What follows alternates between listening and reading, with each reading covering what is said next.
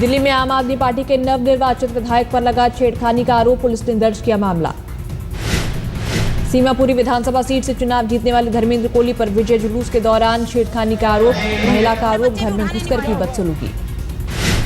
कांग्रेस के पूर्व विधायक वीर सिंह धिंगान की शिकायत पर पुलिस ने दर्ज किया मामला, आरोपी महिला धिंगान की बहू। कांग्रेस के पूर्व विधायक और उनके परिजनों का आरोप, धर्मेंद्र कोहली ने घर में घुसकर की बदसलूकी। पूर्व विधायक के घर वालों का आरोप, कोहली और उनके समर्थकों ने घर में घुसकर किया हंगामा, शराब की बोतलें भी फेंकी।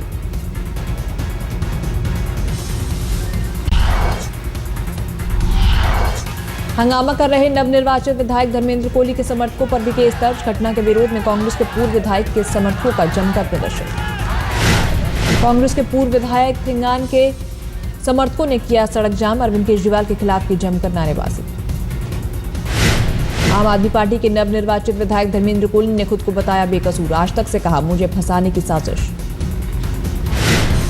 धर्मेंद्र कोहली का बयान, मेरे खिलाफ राजनीतिक साजिश, मेरी छवि खराब करने की हो रही है कोशिश। धर्मेंद्र कोहली ने कहा मेरे ऊपर लगे आरोप बेबुनियाद, कांग्रेस के पूर्व विधायक के खिलाफ करूंगा मानहानि का मुकदमा। अपने विधायक के बचाव में उतरे आम आदमी पार्टी के नेता कुमार विश्वास का धर्मेंद्र कोहली पर गलत आरोप लगाया गया। कुमार विश्वास ने आज तक से कहा अगर दोषी हुआ कोहली तो उसे पार्टी से निकाल देंगे। कुमार विश्वास का बयान, रोड शो के दौरान वहां सैकड़ों लोगों की थी मौजूदगी, पुलिस पेश करे सबूत। चुनाव जीतने के बाद कोहली ने समर्थकों के साथ निकाला था विजय जुलूस, काफी संख्या में शामिल हुए थे इलाके के लोग। धर्मेंद्र कोहली ने कांग्रेस के विधायक वीर सिंह धिंगान को दी थी शिकस्त, कोहली के समर्थकों का आरोप, हार से बौखलाए हुए हैं धिंगान। जन लोकपाल के लिए आज से अन्ना हजारे का अनशन, रालेगढ़ सिद्धि में अनिश्चितकालीन भूख हड़ताल पर बैठेंगे। अनशन से पहले सुबह 9 बजे अन्ना के गांव में निकाली जाएगी शोभा यात्रा, 10 बजे से शुरू होगा अन्ना का अनशन। अन्ना हजारे ने कहा मनमोहन सरकार ने किया धोखा, 2 साल बाद भी नहीं लटका है लोकपाल बिल। अन्ना हजारे बोले अगर मनमोहन सांप्रदायिक हिंसा कानून विधेयक को लेकर गंभीर हो सकते हैं तो फिर जन लोकपाल बिल के लिए क्यों नहीं। अन्ना ने कहा मेरी कोई कोर टीम नहीं, अकेले करूंगा आंदोलन, मरते दम तक जन लोकपाल बिल के लिए लड़ूंगा। अन्ना हजारे ने दी सरकार को धमकी, मौजूदा शीतकालीन सत्र में लाओ लोकपाल बिल। अन्ना ने कहा अगर मौजूदा सत्र में सरकार ने नहीं पास कराया बिल तो लोकसभा चुनाव में झेलना पड़ेगा जनता का भारी गुस्सा। अन्ना के अनशन के लिए उनके गांव में बना पंडाल, बड़ी संख्या में लोगों के जुटने की संभावना। अरविंद केजरीवाल ने कहा अन्ना के अनशन आंदोलन को रहेगा हमारा पूरा समर्थन। केजरीवाल ने कहा हम दिल और आत्मा से अन्ना के आंदोलन का समर्थन करते हैं।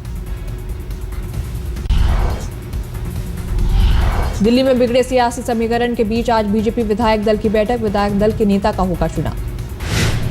बीजेपी ने कहा वो सरकार बनाने का नहीं पेश करेगी दावा, पार्टी ने कहा हमारे पास बहुमत नहीं। दिल्ली बीजेपी अध्यक्ष विजय गोयल का बयान, हम दिल्ली में चुनाव के लिए फिर से तैयार। विजय गोयल ने कहा हमारे पास सरकार बनाने के लिए नंबर नहीं, विपक्ष में बैठना पसंद करेंगे। विजय गोयल ने कहा ना हम आम आदमी पार्टी को समर्थन देंगे और ना ही उनसे समर्थन लेंगे। चुनाव नतीजों के बाद नितिन गडकरी के घर बीजेपी नेताओं की बैठक, हर्षवर्धन और विजय गोयल भी थे मौजूद। दिल्ली बीजेपी प्रभारी नितिन गडकरी ने कहा जनता ने विपक्ष में बैठना सुनाया है फरमान। नतीजों को लेकर बोले गडकरी अब दिल्ली के लेफ्टिनेंट गवर्नर और दिल्ली की जनता को करना है फैसला। हर्षवर्धन ने कहा बीजेपी नहीं करती तोड़फोड़ की राजनीति, नहीं कर सकते सरकार बनाने की पहल। हर्षवर्धन ने कहा जनता ने नहीं दिया पूरा बहुमत, संवैधानिक जानकार करेंगे दिल्ली का फैसला।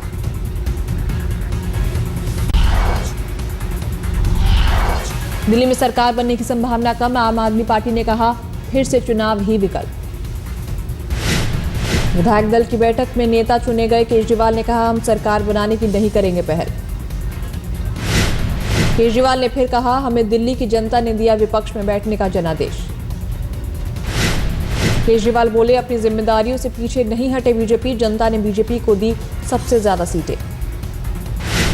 केजरीवाल ने कहा, हम किसी भी स्थिति के लिए तैयार, यहां तक कि दोबारा चुनाव के लिए भी।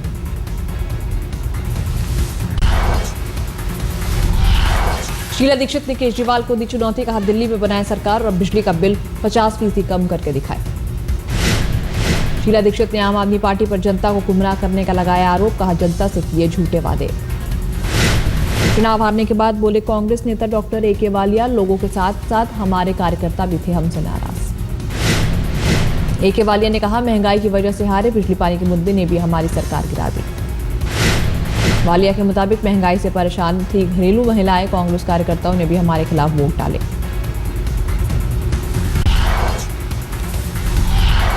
छत्तीसगढ़ में जीत के बाद रमन सिंह की ताजपोशी की तैयारी, 12 दिसंबर को लेंगे मुख्यमंत्री पद की शपथ। गुरुवार सुबह 11 बजे रमन सिंह की होगी ताजपोशी, बाद में मंत्रियों का होगा शपथ ग्रहण।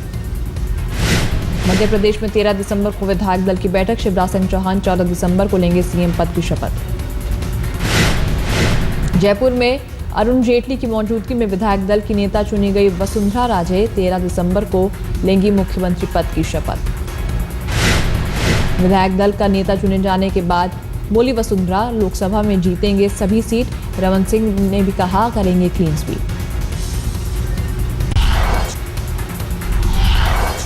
करारी हार के बाद सोनिया की कांग्रेस नेताओं के साथ बैठक, सबने एक सुर में कहा, मैडम महंगाई ने हमें हराया।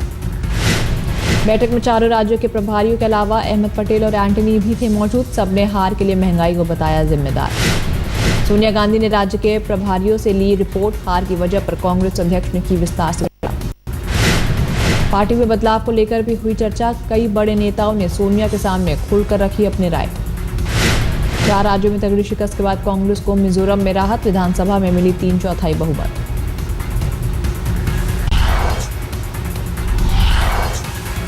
चुनाव नतीजों को लेकर शरद पवार का कांग्रेस पर वार, कहा कमजोर नेतृत्व की वजह से मिली शिकस्त। शरद पवार का सीधे कांग्रेस आलाकमान पर हमला, कहा कमजोर शासक को जनता नहीं करती पसंद। एनसीपी के मुखिया और मनमोहन सरकार में मंत्री पवार ने कहा, महंगाई की वजह से यूपीए से खफा है लोग। शरद पवार ने कहा, युवाओं के गुस्सों ने कांग्रेस को हराया, फैसला लेने में देरी के चलते दूसरी शक्तियों की बड़ी ताकत। शरद पवार ने ब्लॉग में लिखा, एक तबका ऐसा भी जिसने सरकार से लिया फायदा और आम आदमी को किया समर्थन। शरद पवार ने ब्लॉग में इंदिरा गांधी का किया जिक्र, कहा उनके राज में नहीं पनप सके झोली वाला। कांग्रेस नेता सत्यव्रत चतुर्वेदी ने शरद पवार की बात को किया खारिज, कहा अगर नेतृत्व होगा कड़ा तो कहा जाएगा तानाशाह। कांग्रेस नेता जगदम्बिका पाल ने पार्टी में चिंतन करने की कही बात, कहा नतीजों से लेना होगा सबक। बीजेपी नेता मुख्तार अब्बास नकवी ने ली चुटकी, कहा जो लोग ढो रहे थे कांग्रेस की नाकामियों का पिटारा, अब उन्हें भी आ रही है समझ। समाजवादी पार्टी के नेता नरेश अग्रवाल ने पवार को दिया तीसरे मोर्चे में शामिल होने का न्योता, कहा सब जानते हैं मनमोहन है कमजोर प्रधानमंत्री।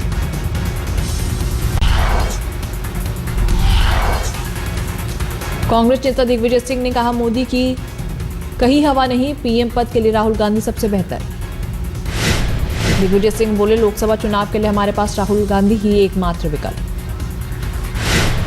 आज तक से खास बातचीत में दिग्विजय ने केजरीवाल को बताया बड़ी चुनौती, कहा भ्रष्टाचार बड़ा मुद्दा था, आम आदमी पार्टी एक ताकत के रूप में उभरी।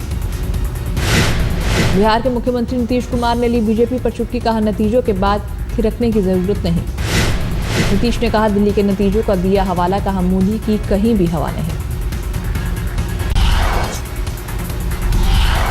महाराष्ट्र में 4 विधायकों ने दिया इस्तीफा, इस्तीफा देने वालों में 2 निर्दलीय और 2 एनसीपी के विधायक। पुणे के पिपंडी चिंचवाड़ इलाके में अवैध निर्माणों को नियमित नहीं किए जाने से नाराज थे विधायक, सीएम के खिलाफ जमकर नाराजगी। अजीत पवार के करीबी माने जाते हैं सभी विधायक, सभी का आरोप पिछले 1.5 साल से सीएम ने नहीं सुनी उनकी बात। यूपी विधानसभा में भी बीएसपी विधायकों का हंगामा, चीनी मिलों और यूपी सरकार में मिली भगत का लगाया आरोप। बीएसपी नेता स्वामी प्रसाद मौर्य की मांग, यूपी सरकार गन्ना किसानों को बकाया 2400 करोड़ की रकम दिलाए।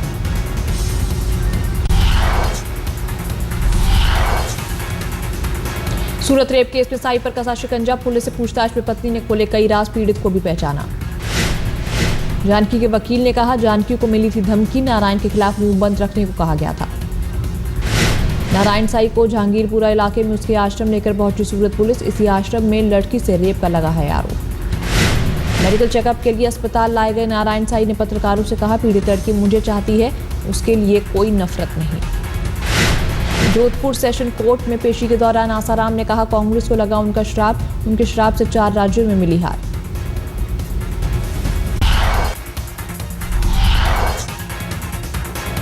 दिल्ली के नंदनगरी इलाके में बदमाशों ने युवक को मारी गोली। अस्पताल में भर्ती युवक की हालत गंभीर। डीसी दफ्तर के बाहर बदमाशों ने युवक को मारी गोली। घटना के बाद इलाके के लोगों में हड़कंप।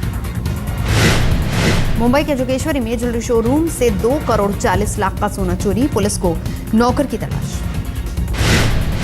जौहरी के मुताबिक नौकर ने घर से चुराई थी दुकान की चाबी। सोमवार शाम चोरी की घटना को अंजाम देकर फरार हुआ। मुंबई में बीती रात चर्च गेट के सामने एटीएम मशीन तोड़कर पैसा निकालने की कोशिश। लोगों ने आरोपी चोर को पकड़कर पुलिस के हवाले किया। मोहाली में प्रोग्रेसिव पंजाब इन्वेस्टर्स समिट में कारोबार जगत के दिग्गजों का लगा मेला। पंजाब सरकार के साथ 50,000 करोड़ रुपए के एमओयू पर दस्तखत। प्रोग्रेसिव पंजाब इन्वेस्टर्स समिट में रिलायंस इंडस्ट्रीज के मालिक मुकेश अंबानी और स्टील किंग लक्ष्मी मित्तल समेत जुटे कई दिग्गज कारोबारी। पंजाब में निवेश के लिए सभी ने दिखाया उत्साह। मुकेश अंबानी ने पंजाब के बादल सरकार की जमकर की तारीफ। कहा, अगर देश में इस तरह के नेता हुए तो आने वाला समय बेहतर होगा।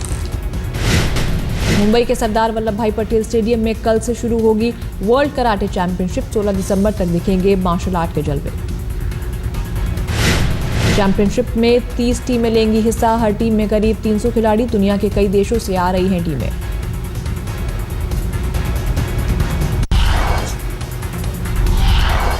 दक्षिण अफ्रीका के नायक को श्रद्धांजलि देने का सिलसिला जारी। मंडेला स्क्वायर पर लगी 6 मीटर लंबी मूर्ति।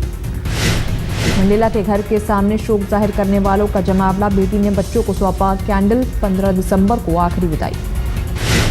अमेरिका के उपराष्ट्रपति जो बाइडेन ने भी दी मंडेला को श्रद्धांजलि। वॉशिंगटन में दक्षिण अफ्रीका के एम्बेसी में आयोजन।